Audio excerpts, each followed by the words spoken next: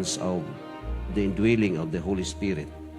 And this morning, ako ning gihubad mga kaigsuunan ang uluhan. Actually, ang akong presentation, mostly, makita nyo sa slide, puro ni siya Cebuano. Ako ning gipiningkamutan nga masibuano ni astang kang Ellen White.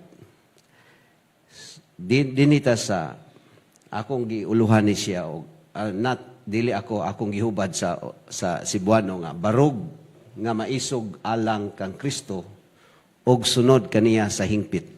Actually, akong gipasa dito sa primero, ako ning gibutang din matinud-anon, pero murag mas closely related sa Cebuano nga pinulungan kining follow Him fully, sunod kaniya sa hingpit.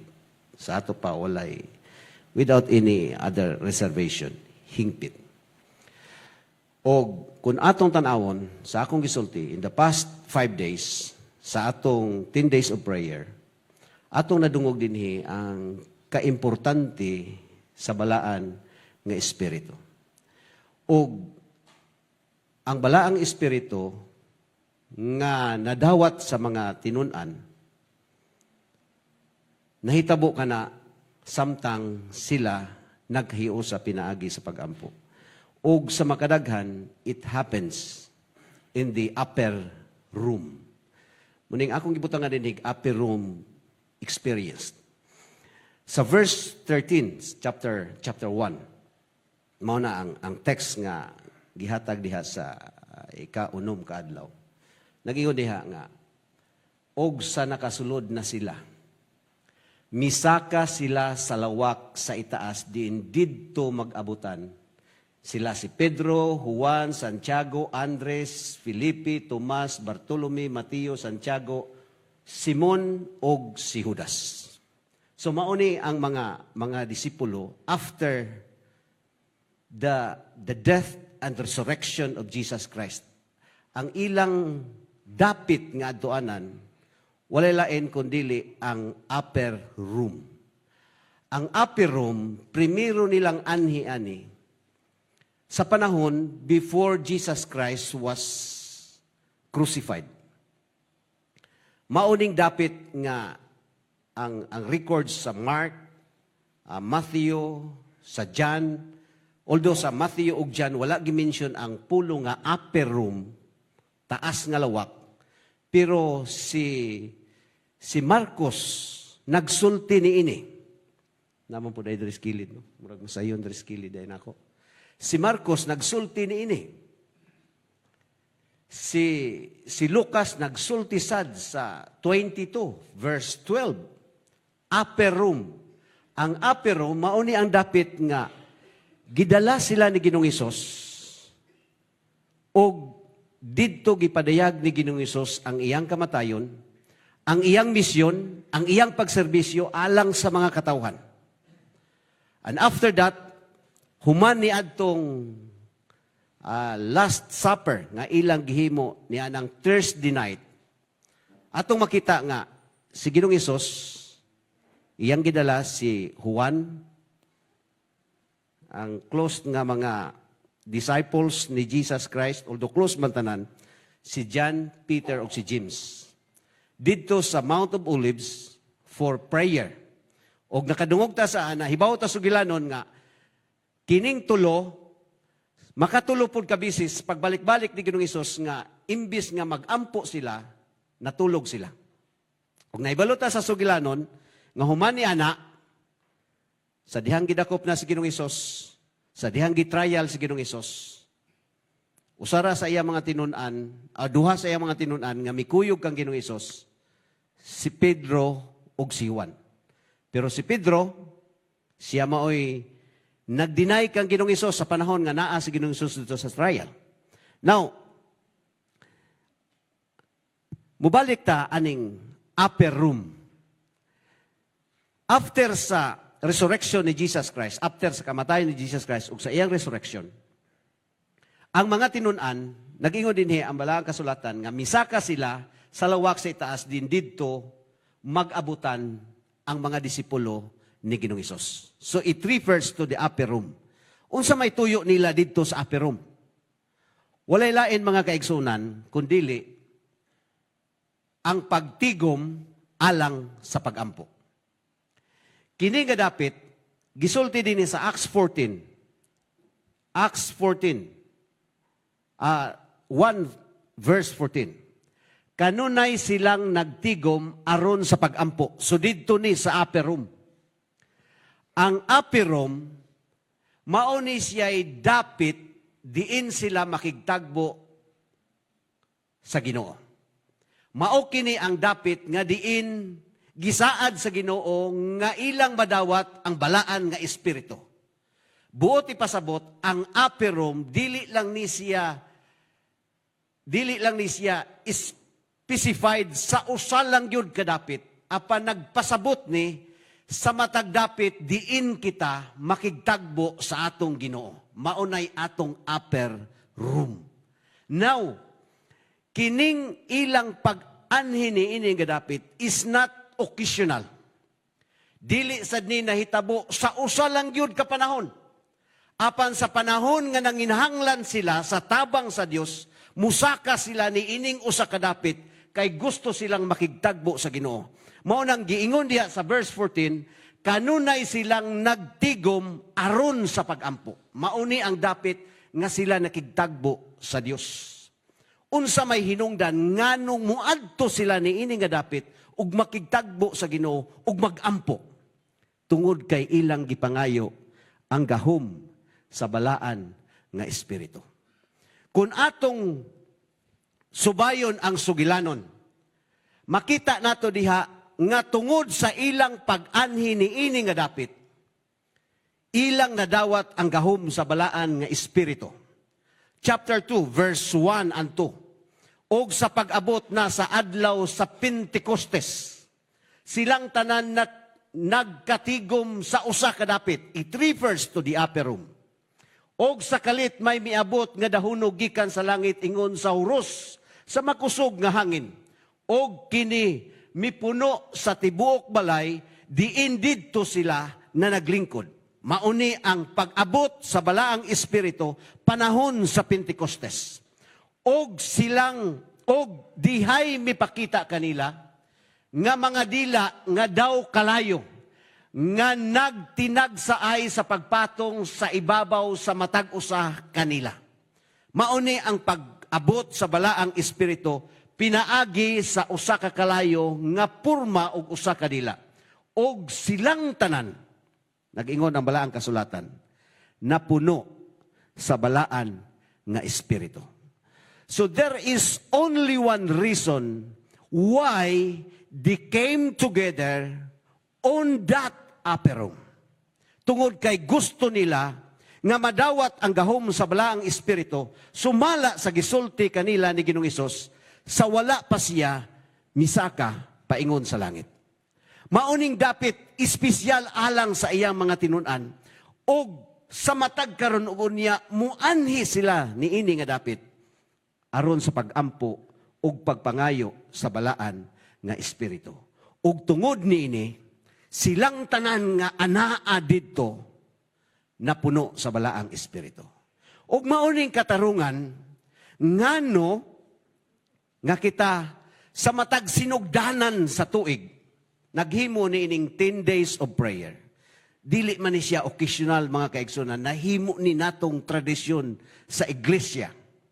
Nga sa matag sugod sa bulan sa tuig, bag-o nga tuig nga maabot sa atong kinabuhi, kinahanglan makasinati ta og upper room experience. Mauni ang atong ginahimo sa matag sugod sa tuig. O tungod sa ilang panagtigom, pagpangayo sa gahom sa balaang espiritu, ang matag usa kanila nga naa dito nagamhan sa balaang espiritu. Ug mauni ang atong gihandom ni ining duha ka mga semana nga sa atong panagtigom walay lain nga mukunsad kanato kundili ang gahom sa balaang espiritu aron kita mubarog nga maisugon ug musunod kaniya sa hingpit ug sa pagkamatinud-anon. Ug ang resulta mga kaigsunan, gusto na akong ibilin sa pipila ka mga punto mao nga.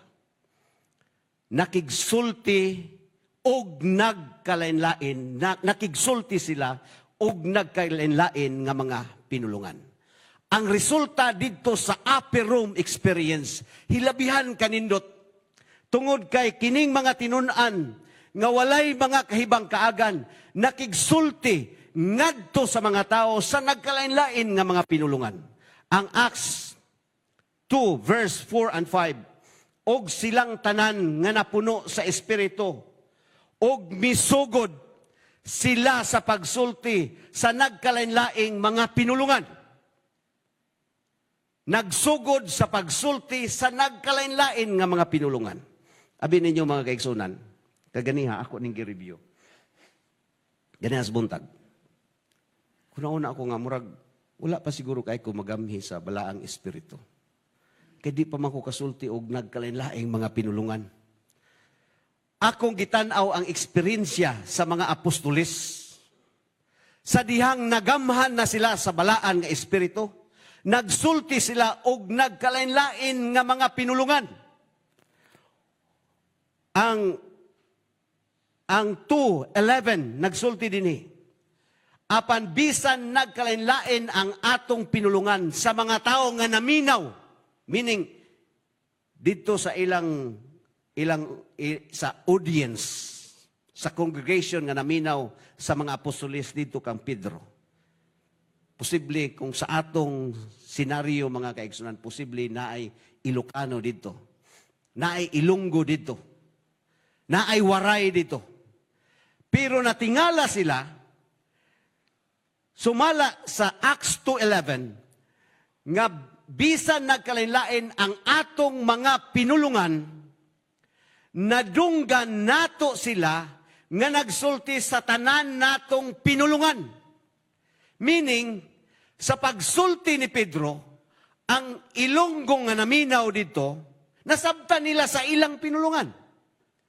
Ang Cebuano nga naminaw dito, nasabtan niya sa iyang pinulungan.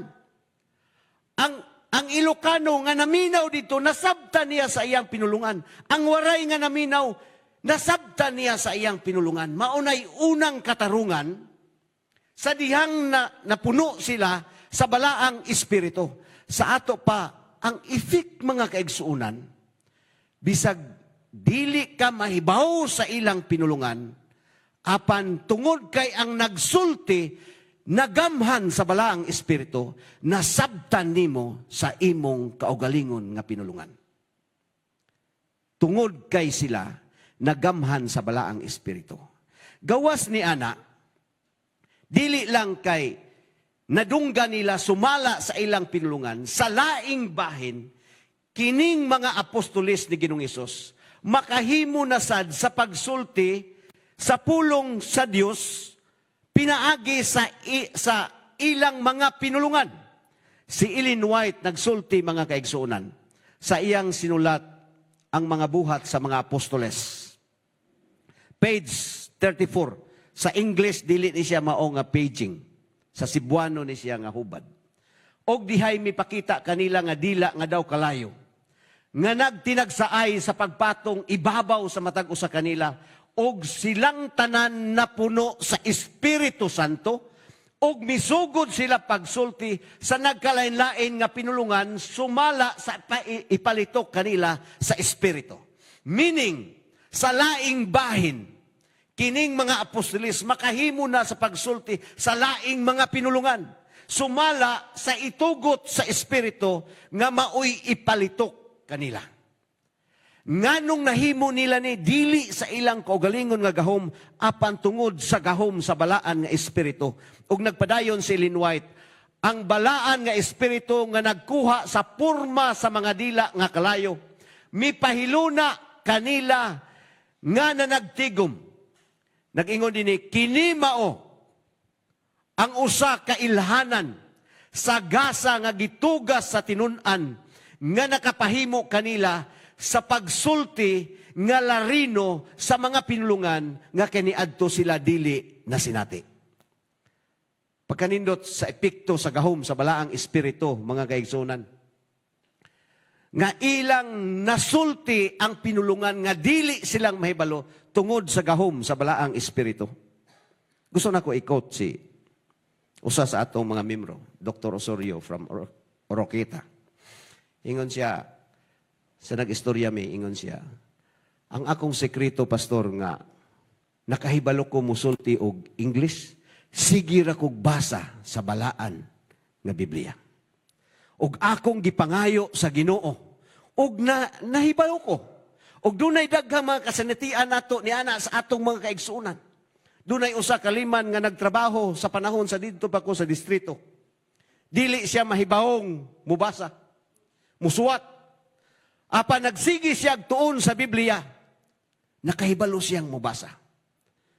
Kana tungod kay iyang nadawat ang gahom sa balaan nga espiritu. Kining mga apostolis makasulti sa mga sultihan nga dili nila sinultihan tungod kay ilang nadawat ang gahom sa balaang espiritu. Nagpadayon si Ellen White nga nagingon, ang pagtungha sa kalayo nagpasabot sa mainiton nga kadasig sa mga apostoles sa pagpangabudlay o sa gahom sa pag-uban kanila sa ilang mga bulaton. Mauning makahimo sila sa pagbarog diha kang Kristo o sa pagsunod kaniya sa hingpit tungod kay ang ilang kinabuhi nagamhan ug nakunsaran sa balaan nga espiritu. Kaupat mga kaigsunan nga gusto na ko ibilin. Tungod sa balaan nga espiritu, kining mga apostoles walay kahadlok sa pagwali sa maayong balita. Mahitungod kang Ginoong Hesus. Maunay hinungdan ngano nga kining mga tawhana mubarog nga maisugon. Nganong kining mga tawhana walay kahadlok sa pagwali sa maayong balita tungod kay sila nakadawat sa balaan nga espiritu. Ang buhat 4 ni siya mga kaigsunan. Unya si Pedro chapter 4 verse 8 and 13. Unya si Pedro nga puno sa Espiritu Santo. Mitubag kanila. Og sa 13, atong makita diha ang observation sa mga naminaw kang Pedro. Og sa ilang nakita sa walay kahadlok nga sinultihan ni Pedro og ni Juan. Nganong wala man ni kahadlok ning mga tawhana sa pagwali sa maayong balita. Ang bottom line mga kaigsunan, mao ang balaan nga espiritu. Kung walay balaan nga espiritu, dili ta makahimo sa pagpakigsulti sa kamatuoran nga makaplagan diha kang Ginoong Hesus. Abit ninyo mga kaigsunan, sa sinugdanan wala magyud ko maghuna-huna nga magministro ko. Kaya ang akong ambisyon, gusto magyud kong magpastor, kaya di man ko kabalo mo istorya. Bisag karon dili magyud kaayo kabalo mo istorya. Sa gamay pa ko, ang akong ambisyon nga gusto kong mahimong engineer. Kay gusto na ko mailisan ang akong ngalan, gikan sa Arnel, ngadto sa engineer. Kaya usually kanang apelido God, kanang ngalan nimo kung ma-engineer na ka, mawala na na. Kay engineer, binasahan naman ay sulti. Engineer, binasahan. Na-influensyahan ko atong panahon sa among lungsod nga gihimo pa tong dalan, kanang ang among dam dito o gihimo sa katong padap ko nakadungog mo ana. Mao man na sila naghimo sa una, padap. Na-engineer nga na-assign dito, ang iyang wa ko kay balo sa iyang ngalan. Pero iyang apelido, Ritis, naa sa Dumingag. Engineer Ritis. Nakunindot po ng engineer ta, kaya nang eskwila mi sa una, gasigi paghimo ang dalan, madunggan na mo, musakay og Land Cruiser, ana-ana si Engineer Ritis. Mas maayo ning mag-engineer po ta kay, dili na ko Arnel, binasahan ako una-una. Sa grade 1 pa ko. Dili na ko Arnel binasahan, engineer binasahan. Pero abi ninyo mga kaigsunan, ang akong papa gusto nga mahimo kong ministro. Gusto gi siya mapastor ko. Dili ko gusto kay di man ko kabalo mo wali. Sa nag-eskwela ko sa Mountain View College, Muuli mi dito, unya kay ni eskwela nagkuha ko tag theology kay gusto magyud sa akong papa nga mag-theology ko. So naiadto kog Mountain View College, nagkuha kog theology. Kay naunsa po ning hitabo ang mga kaigsuunan nga sa pag fourth year na nako high school, naman akong amigo kay din nga classmate si atong treasurer, si Sir Bingbing. Classmate mi ani sa high school. Upat mi kabuk ani nga og sa Jimenez pa nga term, amigo Miss Mayo. Mo na term sa Jimenez. Unya kaning akong tulok amigo, puro ni sila bright. Ako ray dili kayo bright. Puro man ni sila bright. Ako ray giluoy silang amigo, pero madala-dala man ko. Unya malipay po ko inig. Unsa man na Sir Bingbing, second grading ba nang na ay harvest and gathering nga libre ta sa examination? O exempted? Unsa gana? Third grading ba na? Second grading, no? Malipay na kong second grading na, kay libre man, unya makagol ka sa harvest and gathering, exempted ka sa examination. Unya, muda ko man ay mong grado, dinslis rapog ko, anak rapong grading nga. Wala na ilain.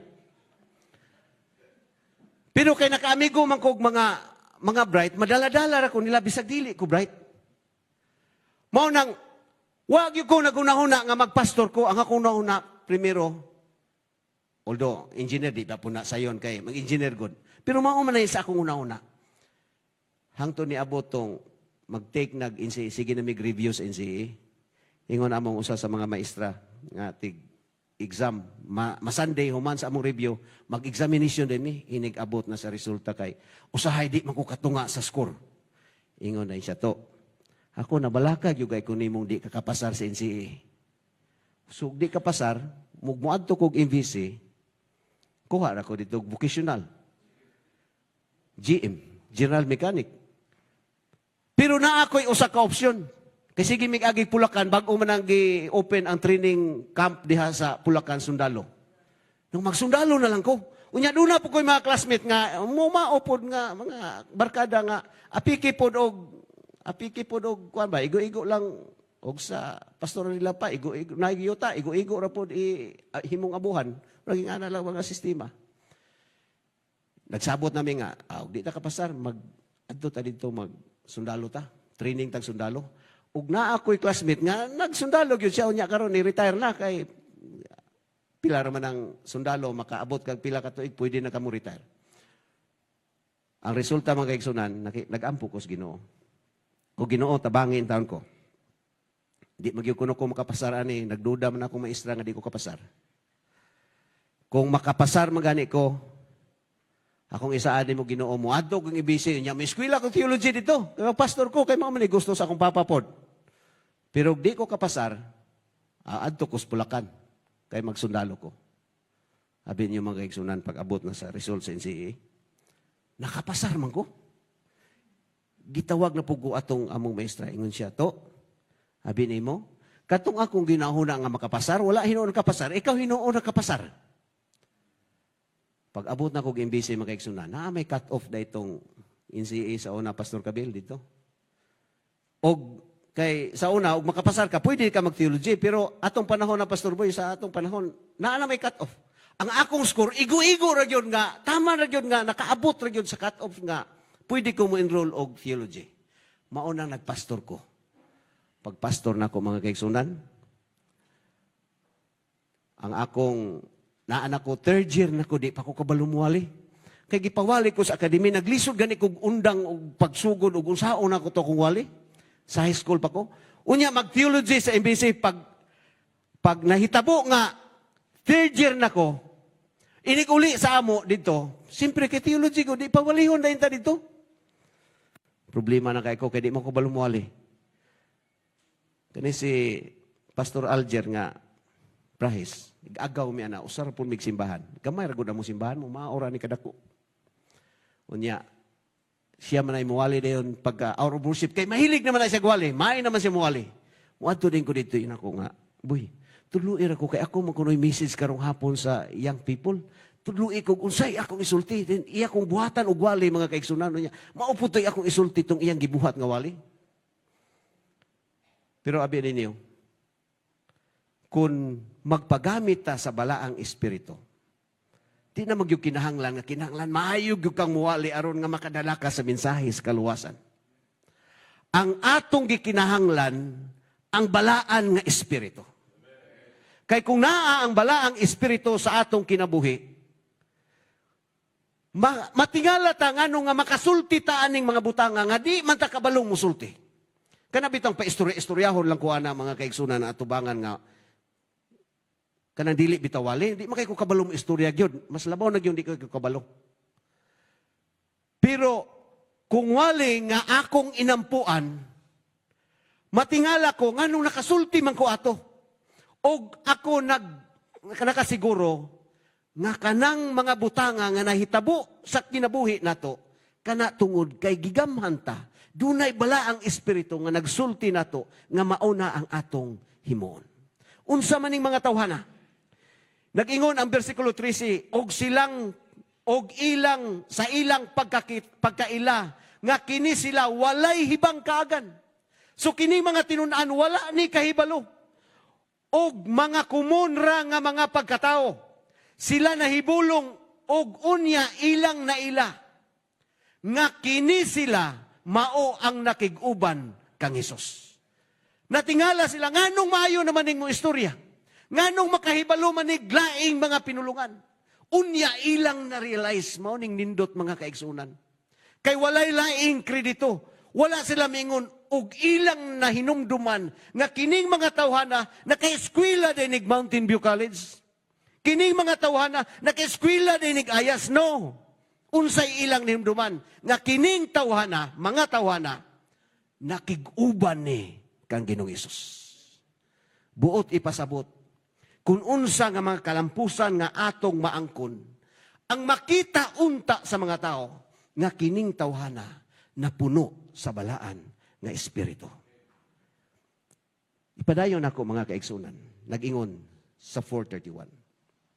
After they prayed, the place where they were gathered was shaken. They were all filled with the Spirit, with the Holy Spirit, and began speaking God's word with confidence. Wala na sila mahadlok sa pagsulti sa maayong balita. Tungod kay sila nagamhan sa balaan nga espiritu. Si Ellen White nagsulti sa page 37 sa Acts of Apostles. Ang talan-awon mo ay usa ka puno sa kaikag. Tanawa ang katawhan nga nagagikan sa tanang mga hulungawan sa hangin. Kuyaw po ning pagkahubad ani sa Cebuano. Kanang hulungawan, murag, unsam na, gigikanan siguro sa mga hangin. Aron sa pagpatalinghog four corners of the earth. Sa mga tinun-an nga nagsaksi sa kamatuoran, ingon nga kini kang Hesus. Sila nagduot nga nagpunsisok sa templo. Didto ang mga saserdote, ang mga punuan. Tungod sa dautan nga tuyo diha sa ilang mga naong, ang ilang mga kasing-kasing na puno pa sa mga pagbilin nga pagdumot. Pagpabilin nga pagdumot, batok kang Hesus. Apan, nag-ingon din ang ilang mga kamot. Nga wala pa mahugasi gikan sa dugo nga giula diha sa ilang gilansang sa krus ang manunubo sa kalibutan. Nakahuna-huna sila nga ilang nakita ang mga apostolis nga mutalaw sa kahadlok ilawom sa mga kamot sa pagdaog-daog o pagpamatay. Apan, mauning nindot nga gisulti ni Ellen White, ilang nakita sila nga naalsa ibabaw sa kahadlok ug napuno sa espiritu na nagmantala uban sa gahom mahitungod sa pagkadiyos ni Hesus nga Nazaretnon. Ilang nadungog sila nga nagpahayag uban ang kaisog. Mauni ang nindot mga kaigsunan kung magamhan ta sa balaan nga espiritu. Maisog ug maisugon ta nga musultis ka matuoran. Ang kasanatian sa mga apostoles, ang atong lesson karon nga Sabbath school lesson, naghisgot na mahitungod sa kaisog sa mga tinunan. Sa mga apostoles, dili lang ni Pedro, ni Juan o sa mga disipulo, apan bisan pang ngadto sa mga apostoles, ngadto kang Pablo, ang ilang kaisog sa pagdala sa mensahe sa kaluwasan. og nagsulti, nagpadayon si Ellen White sa page 37. Usa nga na bag-ob lamang nga gipakaulawan pag-ayo, gibugal-bugalan, gibunalan sa mabangis nga mga kamot o gilansang sa cross, mao ang prinsipe sa kinabuhi nga karon gibayaw ngadto sa tuong kamot sa Dios. So kining mga tawhana sa walay kahadlok nagdala sa mensahe sa kaluwasan. Nagingon si Ellen White, sila nakasulti sa ngalan ni Jesus nga may kasiguruhan. Wala sila mabalaka, wala sila mahadlok, ilang gidala ang mensahe sa kaluwasan.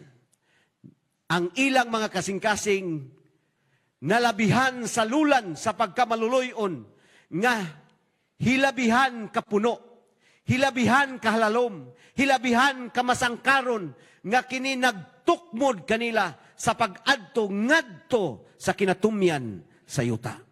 O gusto na ko ning i-share mga kaigsunan, kining gisulat ni Ellen White nga gibutang diha sa atong screen nga nagpamatuod sa gahom ni Kristo. Napuno sila sa usa kahilabihan nga handom sa pagdala sa unahan sa buhat nga nasugdan ni Jesus. Igsuon mauni ang hinungdan nganos nga si Ginoong Hesus nagsulti sa iyang mga tinunan. Kinahanglan muadto mo didto sa upper room. Magtigom mo sa matag karunugon niya pinaagi sa pagampo aron madawat ninyo ang balaan nga espiritu kay duna mo'y dako nga buluhaton.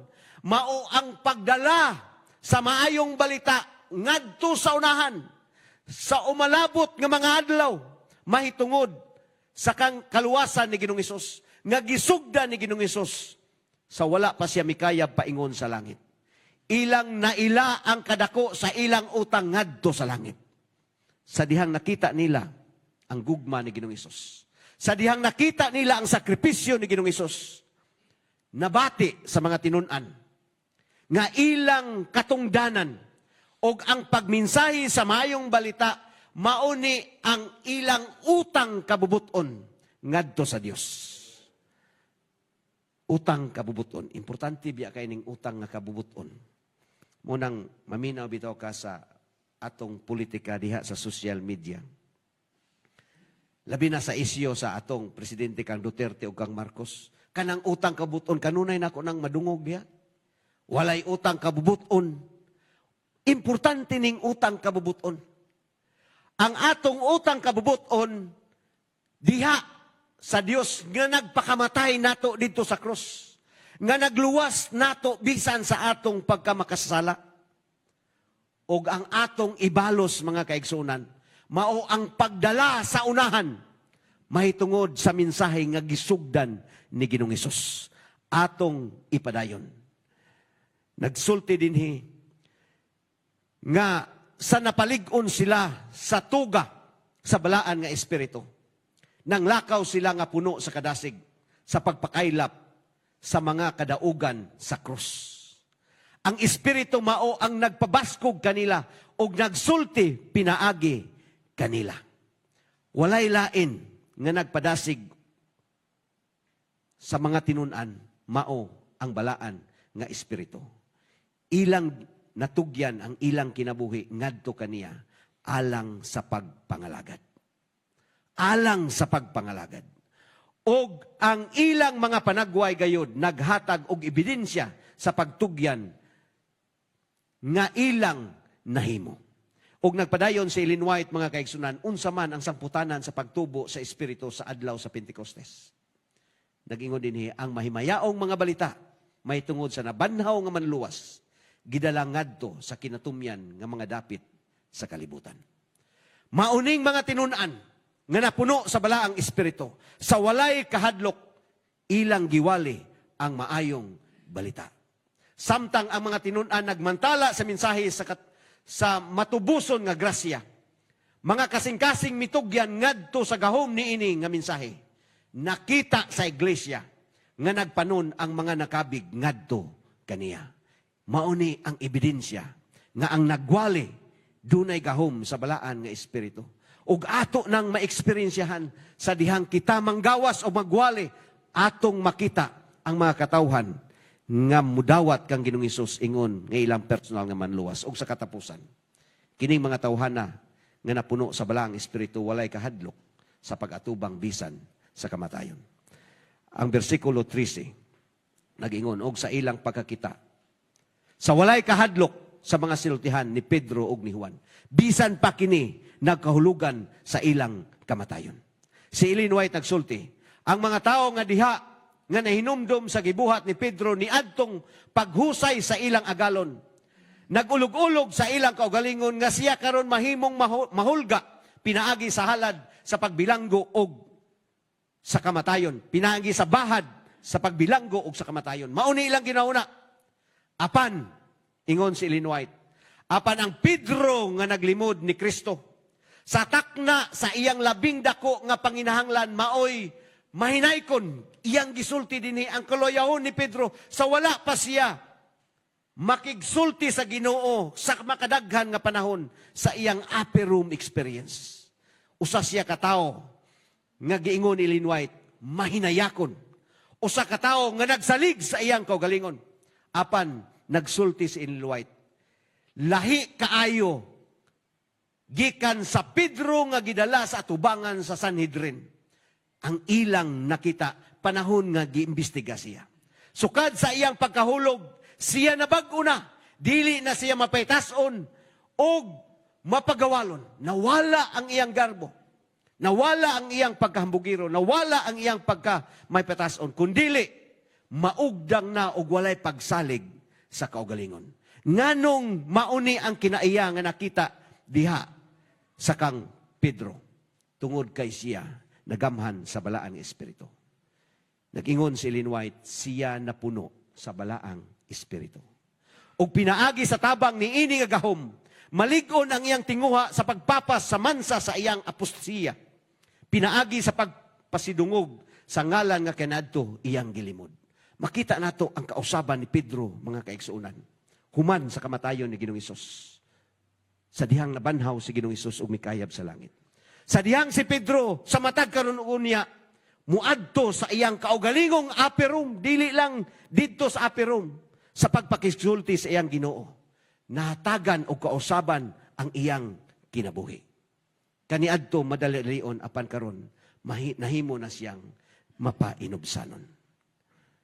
Ang mga apostoles nga kaniadto nagtinguha atong tanawon sa Marcos. Actually, mga kaigsunan, si Marcos nagsulti nga, kung tanawon nato sa Matthew, nagsulti dito nga ang inahan ni Santiago ug ni Juan gusto nga ibutang ang ilang anak dito gyud sa pinakanindot nga posisyon sa wala ug sa tuo. Pero kung moadto ka sa kang Mark, ingon si Mark, si Pedro, si Juan gyud ug si Santiago, maoy ni adto kang Ginoong Hesus. Sa ato pa sila gyud mismo ang gusto mo apil ana. Gusto mo adto ni anang posisyon na. Pero sa dihang nagamhan na sa espiritu, wala na sila magunahuna og posisyon, mga kaigsunan. Usahay bitaw moabot sa akong una-una. Kanang tawhanon bitaw nato nga magunahuna matang usa po kay nindot og maabot putag union. Usa po kay nauna, usa po kay nindot og naata ng posisyon na. Usa malandong ko ba nga Ginoo kuhaan ni kay dili naman ni iyas balang espiritu. Nga usahay magunahuna ta, mura kanang kasalitian ko ni Santiago og ni Juan. Naay mga pastor dili tanan nga ministro ha kay naa magyoy mga pastor nga wa gyud sila magunahuna og niabot ani. Pero doon na po'y uban nga sa sinugdanan pa lang mura natag si Santiago ug si Juan. Mao na atong obserbaran usahay gani murag bag-o pang graduate wa na nakaibalo na siya asay dalan nga iyang padtuan ug asa siya paingon pila ka tuig gikan karon.